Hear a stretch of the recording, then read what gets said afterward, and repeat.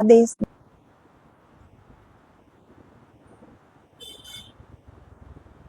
में एकतानाथ गुरु योगी तुलसीनाथ जी बापू श्री शनिदेव मंदिर भवनाथ तलेटी गिरनार जूनागढ़ गुजरात।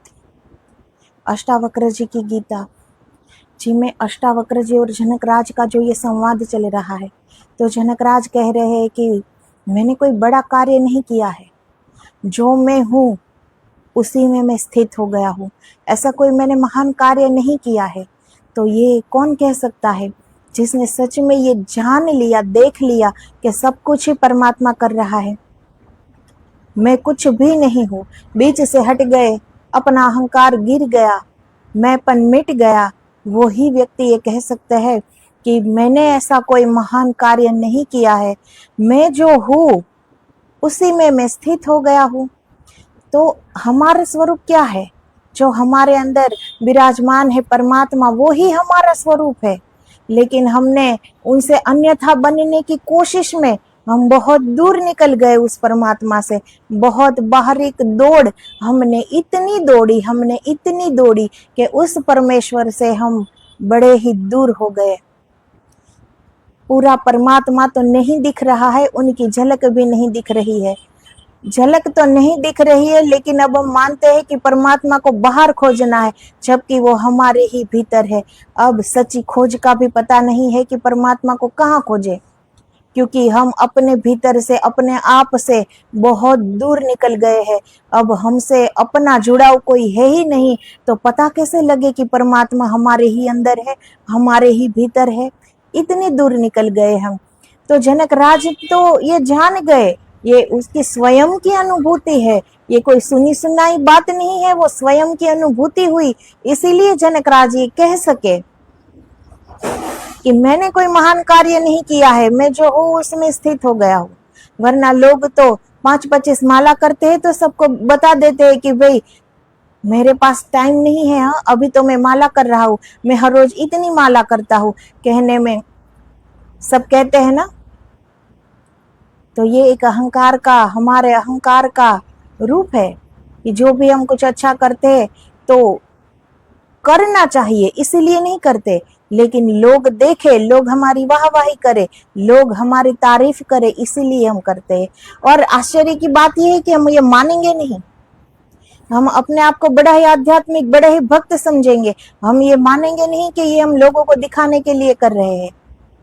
क्योंकि स्वीकार भाव, स्वीकार करना अगर आ जाए तो हम अन्यथा बनने की कोशिश ही नहीं करते ना। तो स्वीकार भाव हमारे अंदर है ही नहीं। अगर स्वीकार करना आ जाए तो फिर सारे द्वंद्व गिर जाते।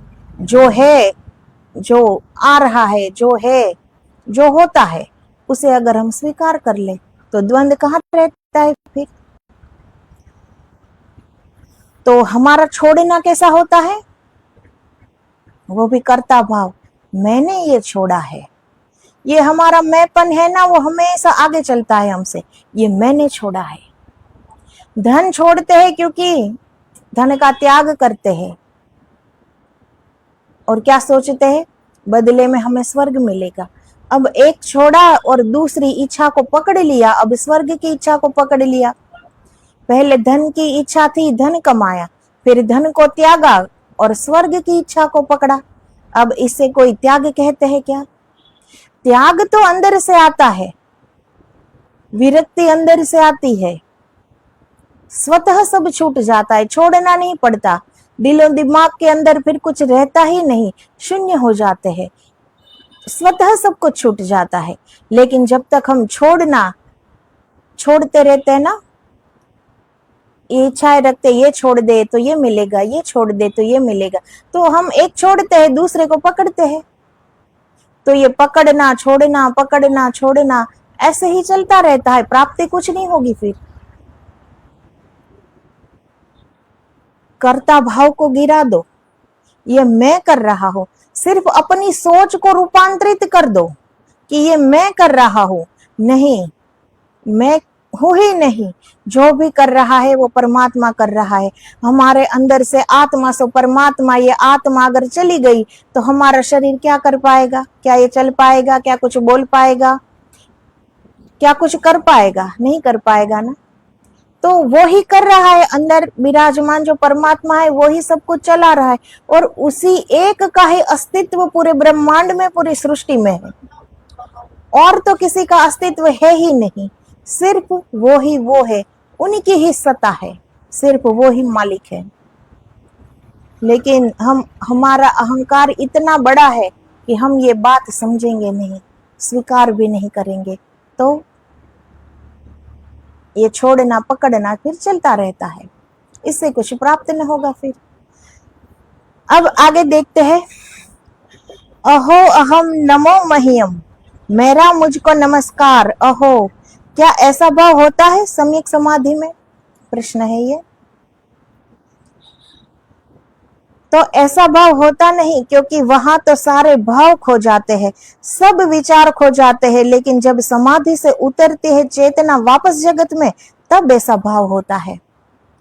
अब जब समाधि की स्थिति हो, उसमें तो वो तो निर्विचार है, उसमें कोई भाव है ही नहीं। लेकिन जब समाधि से नीचे उतरती है, हमारी चेतना वापस लौट आती है, जैसे जिसने भी ये किया है, अपने स्वरूप को जाना है, वो सभी के आत्मा परमात्मा में विलीन हो चुकी है, वो आत्मा से परमात्मा का रूप ही बन चुके हैं, स्वयं परमात्मा बन चुके हैं। लेकिन ये सब घटित होने के बाद उसकी चेतना वापस इस शरीर में प्रवेश करती है, क्योंकि रहना तो समाज में ही है, और अभी सबके साथ रहने के लिए, सबको अपनी जो अपना आनंद उपलब्ध हुआ है वो सबको कराने के लिए वो वापस लौटते हैं। ऐसा नहीं कि वो ये देह छोड़ नहीं सकते, वो तो अपनी इच्छा के मालिक हो जाते हैं, फिर वो तो स्वयं परमात्मा हो गए हैं। ऐसा नहीं कि फिर उसे ये देह टिकानी ही पड़े, कि जितनी श्वास लिखी है उतनी लेनी ही पड़े। वो तो अब स्वयं मालिक है, अब उसके ऊपर कोई मालिक नहीं है कि ऐसा करना ही पड़े। लेकिन वो फिर से इस शरीर में लौटते हैं, क्योंकि वो सबको बताना चाहते हैं, ये मार्ग सबको ले जाना चाहते हैं, इसीलिए उसकी चेतना वापस लौटती है इस शरीर में। तो तब ऐसा भाव होता है कि खुद को ही नमस्कार करे, और वो एक अहंकार की बात नहीं है, खुद के शरीर को, खुद के मन को, या खुद के दिमाग को, या खुद की इंद्रियों को वो नमन नहीं करते। लेकिन वो जो घटित हो गया उनके साथ, कि परमात्मा, पूरा परमात्मा उतर गया उसके अंदर, और देख लिया कि मैं कौन हूं, मैं ही परमात्मा हूं, उसी ब्रह्म तत्व में वो विलीन हो चुके, तो अब उसे वो चेतना वापस आते ही वो उसे नमन करेंगे। लेकिन जब समाधि में होते हैं तब कोई भाव दशा होती ही नहीं है, वहां तो निर्विचार होता है। तो इसको ठीक से समझ लेना, ठीक निर्विकल्प समाधि में तो कोई भाव नहीं होता, वही तो निर्विकल्प होने का अर्थ है। सब भाव शून्य हो जाते हैं। लेकिन जब चेतना वापस उतरती है उस महालोक से, फिर लौटती है इस जगत में, तो उस महालोक से वो वापस इस जगत में लौटती है चेतना। मन में, देह में, संसार में, और जब चेतना चेष्टा करती है अभिव्यक्ति करने का कि क्या हुआ, उस महालोक में क्या घटा, कौन सी प्रतीति हुई, कौन सा स्वाद मिला, तब ऐसा भाव जरूर होता है, अहो अहम नमो मह्यम। तब ऐसा भाव होता है कि धन्य हूं मैं, मेरे ही भीतर परमात्मा विराजमान है, मैं अपने ही चरण लगूं, ऐसा भाव होता है। क्योंकि जान लिया ना कि अब तक मैं अपने आप को कितना एक तुच्छ मानव समझ रहा था, लेकिन पूरा परमात्मा अपनी समग्र शक्तियों के साथ अपने ही भीतर विराजमान था, और वो ही हमारा स्वरूप है। वो सिर्फ परमात्मा नहीं, लेकिन वो ही हमारा स्वरूप है।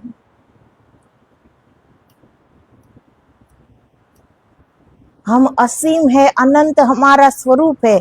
और देखो कितनी विडंबना की बात है ये, कितनी आश्चर्य की बात है कि हम पूरा सागर है, लेकिन बूंद बनने की हम कोशिश कर रहे हैं कि हमें बूंद बनना है, जबकि हम पूरा समुद्र है, विशाल समुद्र।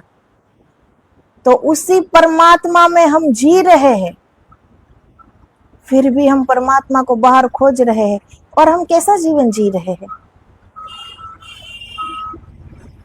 हम क्या है और क्या बनने की कोशिश कर रहे हैं पूरी जिंदगी? जिंदगी तो छोड़ो, जन्मों से हम यही कोशिश में रहे हैं अन्यथा बनने की, कि हम परमात्मा है लेकिन अब हमें अन्यथा बनना है, उससे अन्यथा बनना है।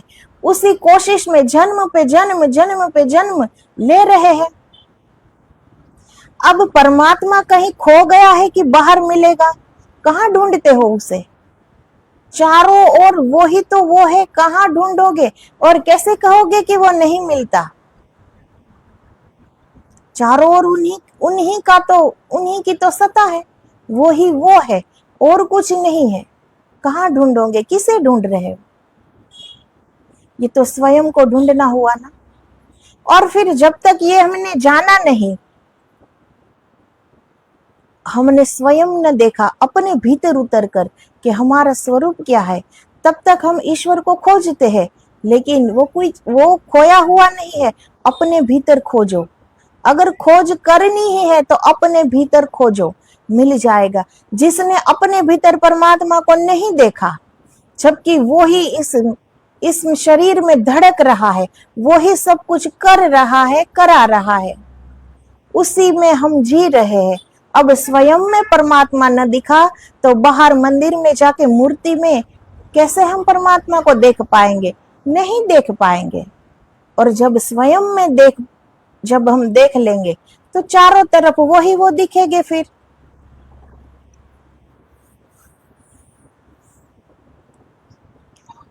यह वचन बहुत अनूठा है। जनक राज का यह वचन अद्भुत है। सिर्फ एक उल्लेख मिलता है कि रामकृष्ण परमहंस के जीवन में कि उनका चित्र किसी ने लिया और जब चित्रकार चित्र लेकर आया तो रामकृष्ण परमहंस अपने ही चित्र के सामने झुककर उसके चरण छूने लगे।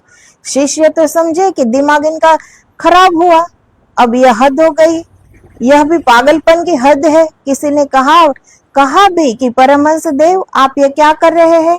अपने ही चित्र का पूजन कर रहे हैं, नमन कर रहे हैं अपने ही चित्र को। रामकृष्ण परमहंस ने कहा, भली याद दिलाई, मैं तो भूल ही गया था। अब परमहंस की दशा, उसे कहाँ मालूम है कि उस चित्र में मैं ही हूं? वो तो इस चित्र में वो उस समाधि को देख रहे हैं, समाधि सिद्ध संत को देख रहे हैं। उसका मैंपन कहाँ है उसके पास कि उसे याद रहे कि ये मैं हूं? उसे याद भी नहीं है कि ये मैं हूं, इसीलिए वो नमन कर रहे हैं। लेकिन लोग तो नहीं समझेंगे ना, लोग तो इसे पागलपनी समझेंगे ना कि खुद को नमन कर रहे हैं। तो रामकृष्ण परमहंस जी कहते हैं कि अच्छा हुआ आपने ये याद दिला दिया कि ये मेरा चित्र है। तो जिसका मैंपन बिल्कुल ही गिर गया हो, जो इस शरीर से परे उठ गया हो, उसे फिर कहाँ मालूम होता है कि ये मेरा चित्र है? तो रामकृष्ण परमहंस जी की ऐसी महादशा, ऐसी उच्च दशा थी।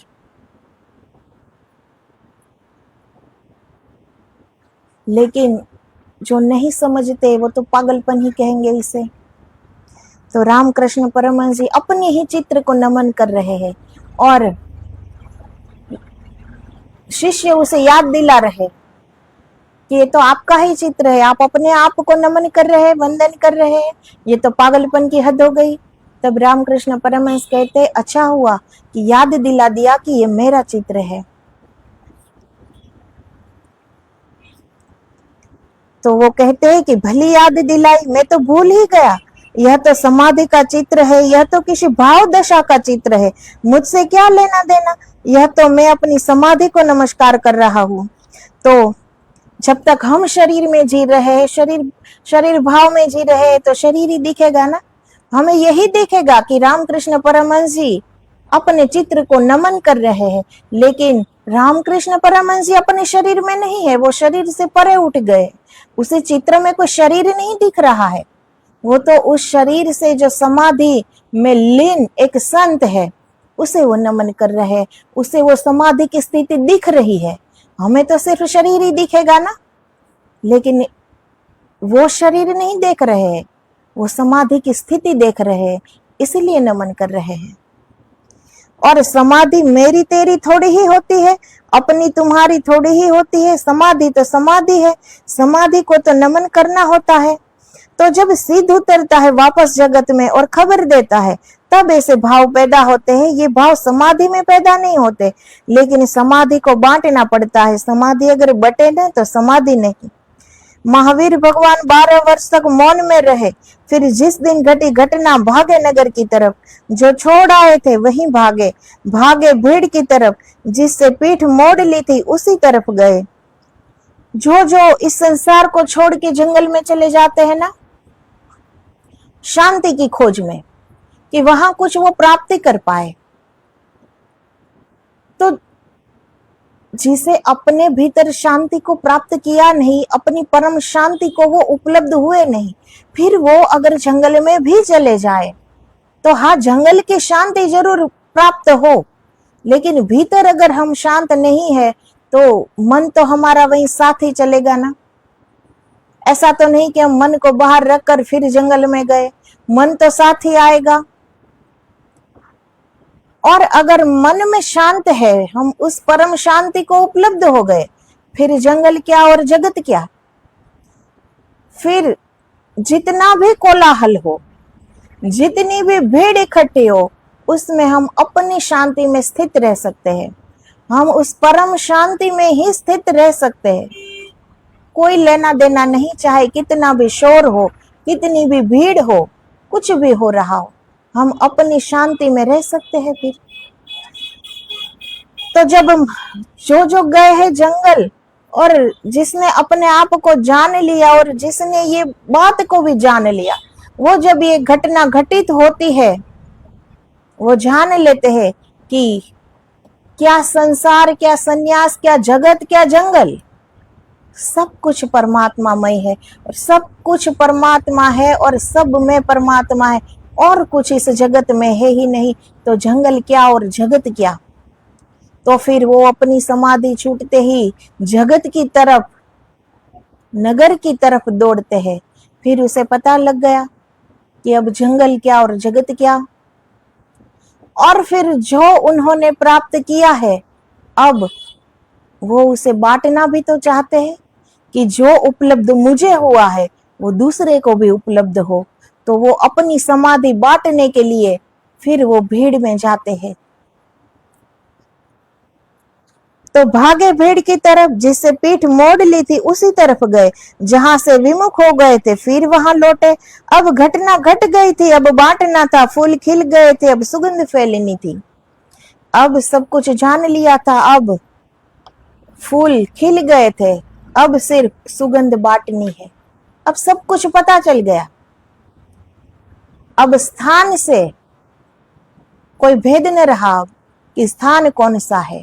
अब तो हर जगह परमात्मा की, वो परमात्मा में ही जी रहा है, चारों ओर परमात्मा को ही देख रहे हैं। अब उसे शरीर नहीं दिख रहे कि ये दूसरा है, ये तीसरा है, ये चौथा है, ये भीड़ है। अब तो उसे एक ब्रह्म तत्व ही दिख रहा है। फिर वो किससे भागेंगे। हम भीड़ से भागते हैं कि हमारा मन एकाग्र हो, हम कुछ प्राप्त कर सके, हमें समाधि उपलब्ध हो, इसलिए हम भीड़ से भागते हैं। लेकिन जब ब्रह्म को पा लिया, देख लिया, जान लिया, तो फिर चारों ओर ब्रह्म तत्व ही दिखेंगे, और कुछ दिखेगा ही नहीं, वो एक ही तत्व दिखेगा। फिर किससे भागेंगे। इस जीवन में जो तुम बचाओगे वो खो जाएगा, जो तुम बांट दोगे वो बच जाएगा। ऐसा अनूठा नियम है, जो दोगे वही तुम्हारा रहेगा, जो संभाल कर रख लोगे, छिपा लोगे, सड़ जाएगा, कभी तुम्हारा न रहेगा। इसीलिए समाधि तो परम ध्यान है। जब फलता है तो बांटना पड़ता है। समाधि वही जो बटे, न बटे तो झूठ। कहीं कुछ भूल हो गई, कहीं कुछ नासमझी हो गई, कहीं कुछ ना कुछ समझ बैठे। जब बादल जल से भरा हो तो बरसेगा, तो तृप्त कंठ पृथ्वी का होगा। बादल जब पानी से भर जाता है तो वो बरसेगा। वो पानी अपने आप में इकट्ठा करके आकाश में ही नहीं रह जाता, वो बरस जाता है। तो पृथ्वी का कंठ तृप्त हो जाता है, सारी पृथ्वी तृप्त हो जाती है, क्योंकि उसे बांटना आता है। प्रकृति हमेशा बांटती है, हम मानव ही है जो इकट्ठा करते हैं। कभी जानवर को भी देखा है कि कुछ भी इकट्ठा कर रहे हो? हम एक मानव ही है जो सब कुछ इकट्ठा करने में लगे हुए हैं। तो प्रकृति को देखो, कभी गौर से देखो, सिर्फ वो देना जानती है, लेना कुछ भी नहीं, कुछ मांग नहीं, सिर्फ देती है। जब दिया जलेगा तो रोशनी बिखरेगी। जब भी समाधि लगती है किसी के जीवन में, फूल खिलता है तो बटता है। सारे शास्त्र ऐसे ही जन्मे। शास्त्र का जन्म समाधि के बटने के कारण होता है। शास्त्र और किताब का यही फर्क है। किताब आदमी लिखता है, चेष्टा करता है। शास्त्र समाधि से सहज निकसित होता है, कोई चेष्टा नहीं है, कोई प्रयास नहीं है। समाधि अपने आप शास्त्र बन जाती है। समाधि से निकले उपनिषद, निकले वेद, निकला कुरान, निकली बाइबल, निकला धम्मपद, ये समाधि के क्षण से बटे हैं। तो ये लिखने की चेष्टा नहीं की गई, ये बांटने के लिए। जो उन्होंने पाया, जो उन्होंने जाना, वो शास्त्र बन गए, वो उपनिषद बन गए, वो कुरान बन गए, वो बाइबल बन गए, वो धम्मपद बन गए। अपनी अनुभूति, लिखने की कोई चेष्टा नहीं है, स्वयं ये हो गया। क्योंकि अब कर्ता भाव नहीं है कि मैं शास्त्र लिख रहा हूं, मैं उपनिषद लिख रहा हूं, वो स्वतः हो जाता है। क्योंकि अब मैंपन नहीं है कि मैं लिख रहा हूं। तो इन सब का जन्म समाधि से ही हुआ। समाधि का अर्थ है तुमने पा लिया। समाधि बटना चाहती है, बटती है, फिर भी जो कहना है अनकहा रह जाता है। फिर भी जो बांटना था बट नहीं पाता, क्योंकि जो मिलता है निशब्द में, उसे शब्द में लाना कठिन। अब हमारे पास ग्रंथों की कोई कमी है ही नहीं। इतने ग्रंथ है हमारे पास, इतने शास्त्र, इतने पुराण, इतने सांख्य, इतने दर्शन, क्या कुछ नहीं हमारे पास, सब कुछ ग्रंथ भरे पड़े हैं। वो मार्ग दिखाते हैं, वो मंजिल नहीं है, वो मार्ग दिखाते हैं। चलना हमें स्वयं पड़ेगा। अपनी समाधि की अनुभूति कोई कितना भी लिख ले, कितना भी लिख ले, फिर भी वो अनकहा छूट जाएगा, अनकहा रह जाएगा। सब कुछ लिखा नहीं जा सकता, क्योंकि जो घटित हुआ है वो निशब्द में, वो बड़े मौन में घटित हुआ है। वहां कोई शब्द नहीं है कि शब्द में उसे लिखा जाए, वो अनुभूति करनी पड़ती है। इसीलिए सारे ग्रंथ में मार्ग दिखाया है, उसी मार्ग से चलो और स्वयं अनुभूति करो, तभी पता चलेगा। जितने भी ग्रंथ है हमारे पास और जो भी संतों ने किया है, वो हमें सारा कुछ नहीं बता सकते, क्योंकि जिनके लिए शब्द है ही नहीं, वो हमें बता कैसे सकते हैं। इसीलिए जब तक हम स्वयं नहीं जानते, तब तक सब कुछ अधूरा है। ये नहीं मानना चाहिए कि इतने शास्त्र पढ़ लिए, उपनिषद पढ़ लिए, सांख्य पढ़ लिया, दर्शन पढ़ लिया, सारे ग्रंथ पढ़ लिए, तो अब इसके बाहर कुछ है ही नहीं, ऐसा नहीं मानना चाहिए। इन सब में भी कुछ अनकहा है। जो अनुभूति हुई है वो सारी की सारी लिखी नहीं है, लिखी जा ही नहीं सकती, क्योंकि वो निशब्द है। उनके लिए कोई शब्द बने ही नहीं है कि वो सब कुछ लिखा जाए। तो कभी भी ये नहीं समझना चाहिए कि जानकारी सब कुछ है। जानते तो सब है कि आत्मा से परमात्मा, देखा किसने? देखा तो नहीं, पर प्रयत्न भी नहीं करते।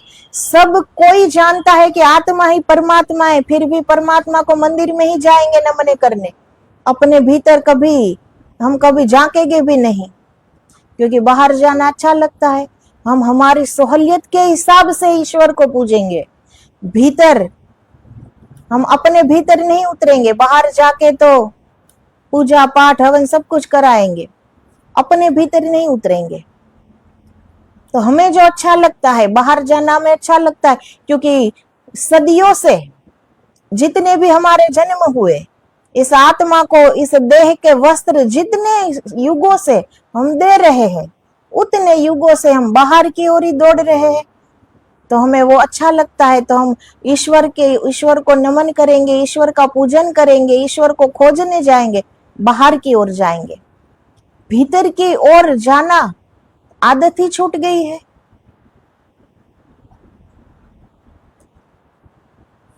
तो शुरुआत करो अपने भीतर उतरने की। परमात्मा स्वयं के भीतर है, हम परमात्मा में ही जी रहे हैं। स्वयं परमात्मा का रूप है, और ये हम कैसा जीवन जी रहे हैं, किसके पीछे भाग रहे हैं, क्या पाना है ऐसा।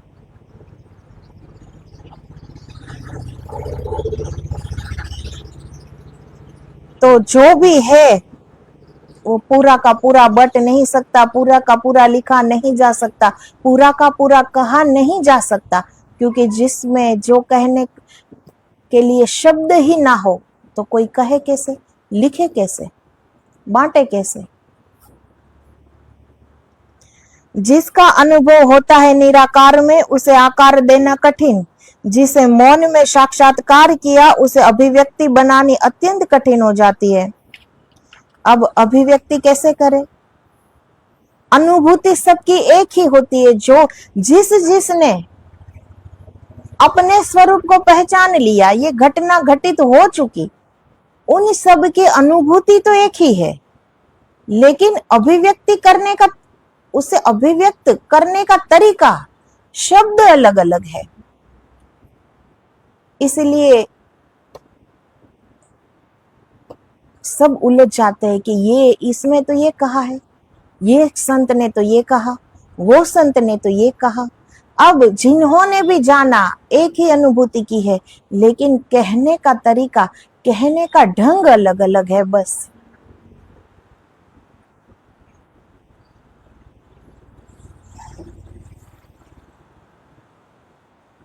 तो आगे जनकराज क्या कहते हैं, अपने गुरु जी से क्या संवाद करते हैं, ये हम कल के वीडियो में देखेंगे।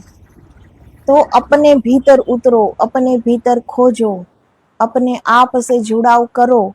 इतने दूर मत निकल जाओ कि जन्म, अभी भी जन्मों लग जाए। कितने जन्म लगेंगे अभी भी,